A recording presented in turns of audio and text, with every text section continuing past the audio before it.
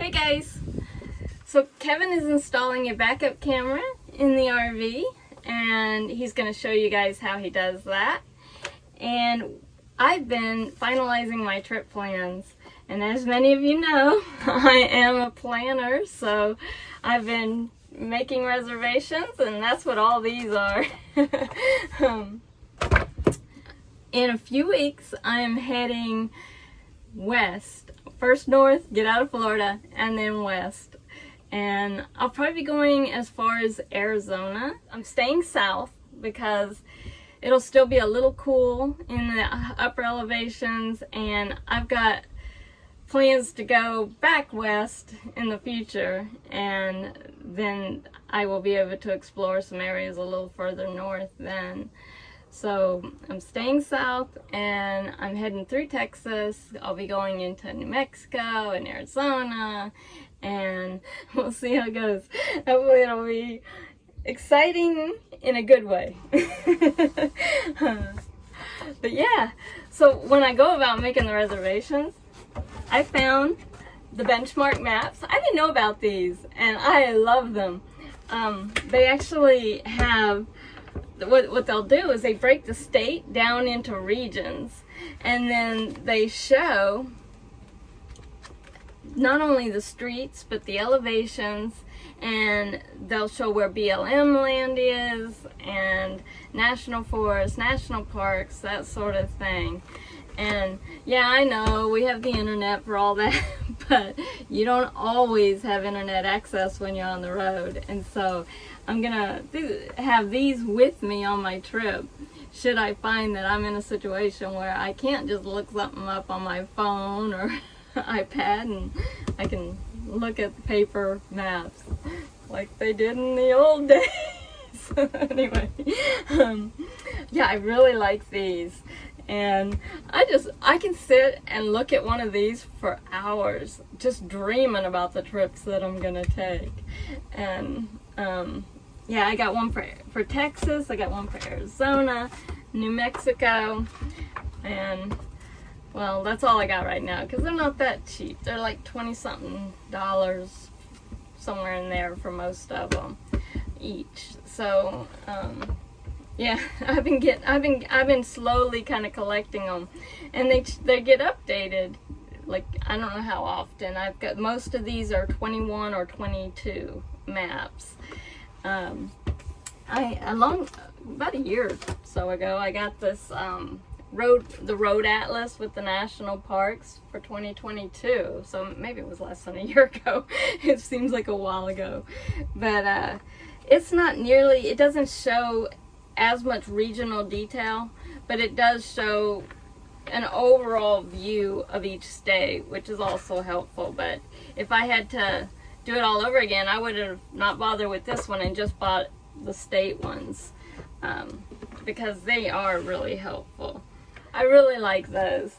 So yeah, I'm doing that, and he's hard at work trying to get that backup camera installed, which has been a little tricky, I think. So I'm not gonna waste any more time on this, and I'll talk more about my trip plans as it gets closer, and let you guys see what he's been up to. Hey guys, so you can see I'm in the RV this morning, and today's project is going to be trying to install a new backup camera system, and I'll show you what I got here. So it comes with the monitor and 4 cameras, so 2 side cameras, a front camera, and a rear camera.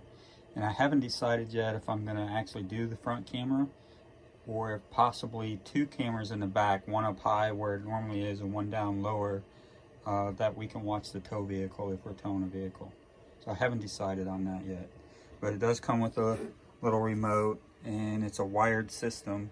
And I decided to go with the wired system because the wireless is nice, because you don't have to run a bunch of wires. You do have to run a power wire to each camera on a wireless system, but I've heard they can lock up and they don't always connect. So I decided to go with a wired system so I don't have to necessarily worry about that. The problem with that is I've got to run all the wires, and that could be difficult figuring out how to do that in the RV. But that's the task today, and we're going to see if we can get it figured out. All right, so I'm trying to get an angle where you can see what I'm looking at here. The old camera was a wireless, and it seemed like it worked sometimes, and other times it didn't really want to connect. It used to be mounted right here for the monitor, and it was plugged into a power port over here, which was this one. And I've taken that out, and I put a USB charger in here with the USB-C, so we can plug our cell phones and stuff into there. And then when I took this monitor off, it left a hole here in the 4 holes where it was mounted at. So I took the same plate that they used on the back side to mount this monitor and used it on the front side just to kind of cover that hole, and mounted another USB here. So we have plenty of stuff to charge from up here. Now the new monitor, we're thinking we're going to mount right here. You can kind of see that. I think it's going to work out well because when I'm driving I can see the monitor fine. I can hit all the various options on it to change the camera views and stuff like that. And we'll be able to run the wire up underneath the dash, and then maybe through the firewall to connect to the various wires that go to the cameras. Can also connect power to the monitor underneath the dash there to the fuse box, which will be good. So one thing I wanted to show you with how this connects is this is the plug that goes into the back of the monitor. Then these are your 4 camera connections, so each one will connect to that, and this carries video as well as power. This would be the one that goes to your battery to give it power. This would go to your accessory, so you can have it come on with the key. And then of course you got the ground. And then these other wires are your trigger wires, which I'm not going to use the trigger wires. I'm going to hook it up so it's basically on or off whenever I want. I probably will put an inline switch, because probably what I'm going to do is connect these 2 together and then just run it through a switch in the dash where I can cut the power to it or turn the power on through a switch on the dash. So that's one thing that I may do. Haven't decided. So there's the old wireless camera up there that I'll be taking out. I may use that same bracket to mount the new camera too, because I think they're all pretty standard as far as the brackets go. And then what they did is they wired it up through the bottom of that cap there. You can see the cap on the top, and they put the wire through there, and then it's connected to that light up there. So this camera only works when the lights are on, which I think is common for wireless, and when they add it to an older system of how they get power to the camera for the wireless. So this is the closet in the back bedroom, and there's not really any kind of panels or anything to take apart. I looked on the back wall here. This is the back wall. Let me back up a little bit. And the camera would be like somewhere up in there, somewhere outside the vehicle. I've taken this strip off, and underneath there is another metal strip. And it doesn't look like you can get to anything through there. So I don't know if there's any good option to run the wire. The slide's right there on that side. When I looked at the wiring diagram for this coach, the old camera wire went, it came from behind there because I had it mounted underneath right there. And then the wire came through and ran along the back up through the ceiling and all the way down somehow through a channel along the roof. And I don't think that's going to be an option for me because I'm not taking all this stuff apart.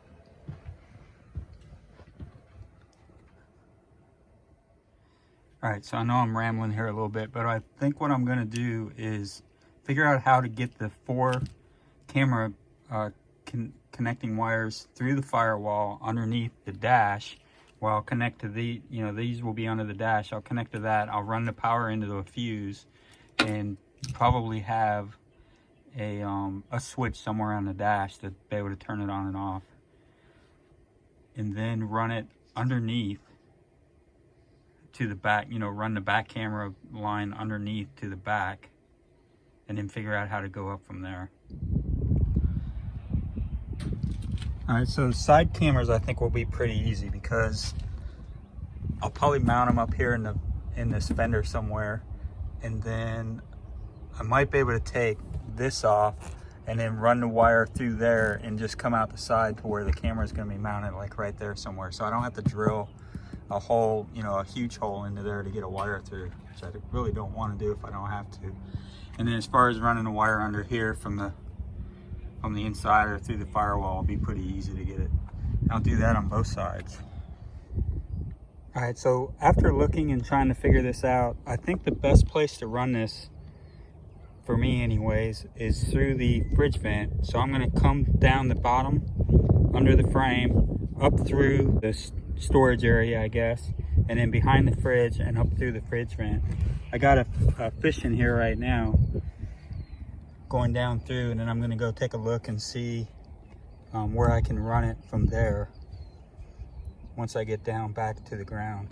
The only thing is I'll have a wire that I'll have to run along the top of the RV, and I can fasten that down with something, and then I'll just have the wire run over the top here into the camera and fasten the wire, secure the wire down to the roof. I don't want to do any drilling or screwing or anything into the roof. I'd rather do as little of that as possible. I also don't want to take half the inside of the RV out to try to figure out how to get the wire through. So this is what I've come up with so far, and we'll see how that works. All right, so I figured out how I'm gonna get from the fridge vent down through the bottom to this storage unit right here. This just screws up there, but this is where everything comes through at. So I'm gonna come down through here. I probably will put a hole in this to come out, and then I'll run along the top, and then if you can see that, I'll put a hole back here to go out through the back, and then run along the frame over to the firewall. I thought about going through this wire loom right here, but this is packed full of wires and it's hard to push it through here. So I think, like I said, I'm just gonna put a hole through that backside, and then I'll run a grommet in there and run the wire through the grommet and then seal it and make sure no moisture is gonna get in. I'll do the same thing here on this hole. I'll run a grommet through that and then run the wire through the grommet and then seal it and make sure everything will be fine with that. So that's the plan. I'm gonna start running the wire. One thing I wanted to mention on these wired camera systems, each end is different. So this end is what goes to the monitor, and then the end that goes to the camera is like that right there. So you want to make sure you run it the right direction. You don't want to run all your wire all the way through and then find out you ran it backwards and you got to pull it all out and do it again. So just wanted to mention that. Okay, so I'll show you what I've got going on so far. I've got this all buttoned back up. I put a hole up into the bottom of it here with a grommet, and the wire is going through there, and that's going to go up behind the fridge up through the roof vent. And then I have a hole on the back side there with a grommet in there, and that is coming out to the outside, and I'll run that up to the front, and that'll go through the firewall up into underneath the dash. I don't have anything tightened up yet, and then when I'm done, I'll come back and I'll seal all these holes with some silicone or something so no moisture goes through them, which I don't think this one will be an issue. And then I just put these zip ties in here, and I just put them behind the screws that hold this panel up, and then when I get everything the right length, I'll zip tie them and get them all tightened up so they don't move around. So this is coming up from the bottom behind the fridge right here, and it'll continue up there through the roof vent. I drilled a hole. I don't know if you can see that or not. I drilled a hole. This is the drain pan for the fridge, and there's a high spot right here where they have other wires going through and a hole going through. So I put the hole in that same spot, so if this ever fills with water, hopefully it'll go through this drain here.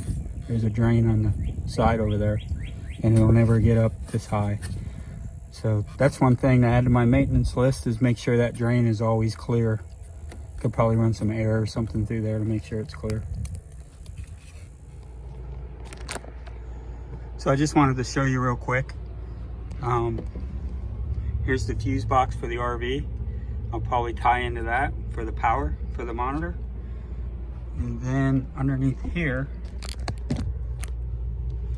all that foam stuff, that's where it goes through to the outside.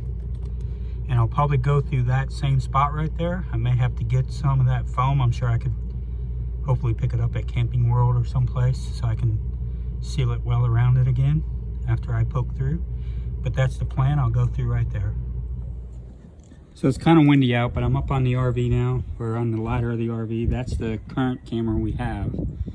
And I don't think I'm going to be able to use that same bracket. Kind of windy out, and I'm not sure if this is coming through, but I'll show you what's going on here. So there's the current camera, and here's the other one. You can see how much smaller it is. But I'm hoping that those two mounting holes on either side will line up with the mounting holes on the current camera, or I'm hoping something will line up with the current camera. I don't want to have to re-drill any holes or anything if I don't have to. So that's what I'm going to work on right now before I finish running the wire up to the roof through the roof vent. All right, so the new camera's mounted.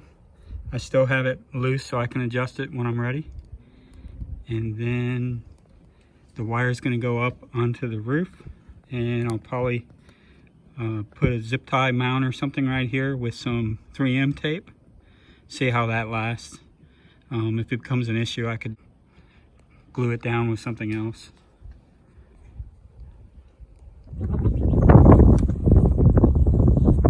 Hopefully the wind isn't too bad up here, but there's where I got the wire running.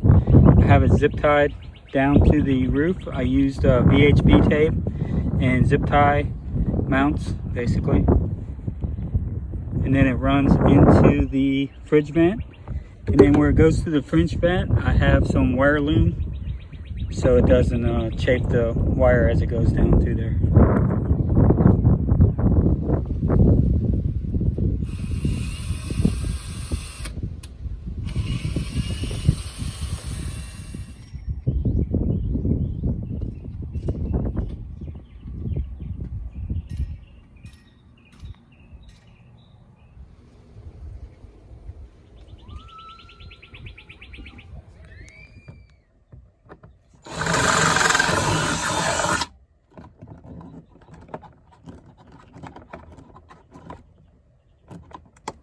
Alright, so I have the monitor mounted. I think it's going to be a good spot for it. I put in a switch right here that's going to be able to cut the power to it, turn it on or turn it off. It has a power switch on it, but I just like the fact that I can control it here and know that the power is going to be off for it. And then where I'm going to wire it into is this 15 amp fuse right here that's hot without the key on. And the thing I'm going to use for that is one of these jumpers right here. So I'll pull that fuse out, put it in the top, and then plug this in, and then make my connections to that end right there. And that'll give me my power. So everything's installed and everything's working. I need to adjust the camera still. The back camera needs to come down, so looking a little too high. The right camera needs to be flipped. And then the left camera also needs to be adjusted a little bit. But I got the switch installed. Everything's installed. The dash is back down. So the install's done, and I just wanted to give a quick recap of how things went. The hardest part was coming up with a game plan of how to run the wires through the RV to the various cameras. Once that was figured out, the install was fairly easy. And I think going through the roof vent was the easiest way to do it without having to take a bunch of stuff apart inside the RV or drill holes or anything like that. So for me, that was the easiest solution. And then I did get the images adjusted, the camera's adjusted properly. So we got the right side looking good, the left side's looking good, the rear camera's adjusted properly looking down the back of the RV. The pictures are nice and clear. I was worried, but once I took the protective covers off the lenses, they look great. There's a lot of different settings and options that you can go through. You can go, there's the rear camera, that would be the left side and the right side, and then back to the normal view. Now the front camera I don't have hooked up. I haven't decided if I'm going to use it yet. I'm leaning towards having it in the front and not having a second camera in the back. I think that would be useful. So that's going to be it for me on this install. I'm not sure how much of a how-to it was, but it's more of a how we did it, and maybe there's some useful information there. And yeah, that's it, and I'll see you guys later. So we'll be taking the RV for a trip here very soon before I head out on my van life road trip. And that'll be our first shakedown trip. It's just going to be for a couple days. We're going to bring the cats, see how they do, and it'll be fun. Then Kevin's got a bunch more projects planned for the RV, which he'll work on while I'm on this trip that I've been planning. And when we get back, we'll do some travels in the RV together, which will be nice. And then I have some ideas for trip that I want to take later this year in the van again. So yeah, things are looking exciting. Let's hope the gas prices don't continue to go up, but you know, it is what it is. I think I've already blown my budget. If they stay where they're at right now, I think I've blown my budget for this trip. But I can't really do anything about that, can I? So yeah, we will see you. Hopefully again, I'll have another video out for you guys next week. See you then. Bye.